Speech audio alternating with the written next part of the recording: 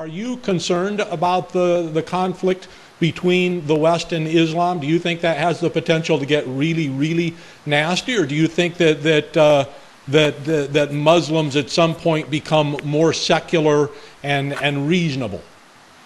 I think if we don't wage a major kind of ideological war, and I hate the term ideology, but this really is between freedom and servility, slavery. It really is. It's, one of the things that I think hurts us tremendously, which is why I think we have to start turning it around here in the West. One of the things that hurts us is that it's very hard to go tell these people, don't listen to your religious book, but we're okay listening to ours. Right. We have to come to the point where we realize this is dangerous stuff. Anyone who tells you that they know what an all-powerful, all-knowing God wants from us is a liar, is a out-and-out liar seeking only power and control. That's what they want, okay? And the proof of it is whenever they can get it, that's exactly what they take.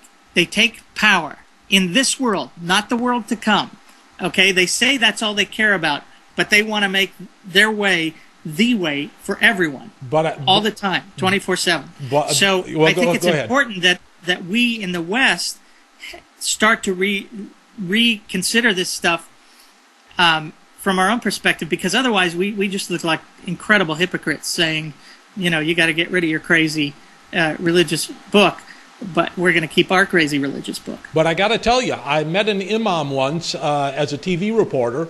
And at the end of our interview, whatever I was interviewing him on, some topic that the local TV news wanted to cover, he asked me, what religion was I?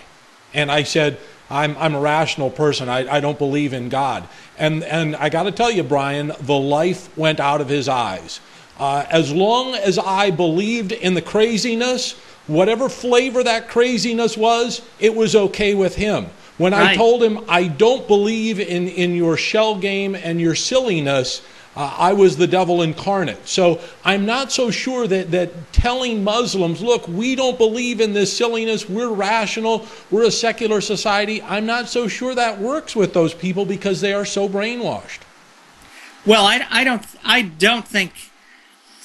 don't think that's going to work per se, but it's certainly something that we have to, the fight is never ending. The fight is here every day in our own society. I mean, 2 years ago here in California, we had a bunch of religious people say that one group of people didn't have the right to an equal right to marriage that another group of people had. And now you hear things like, from the religious right, people saying that equality isn't even an American ideal. It's not an ideal of the American Revolution. It's an ideal of the French Revolution. How they missed the whole, we believe these things to be self-evident, that all men are created equal part of the Declaration of Independence is beyond me. And the fact that we have the 14th Amendment, forget that stuff. There are people who, I saw Glenn Beck the other day on TV talking about Sam Adams and the Massachusetts Constitution, and which he really wants to substitute for the American Constitution because it says in there that it is the duty of every citizen to believe and worship God, rather than the thing that we actually put in there in our Constitution, which is freedom of religion, whether you want to believe or not.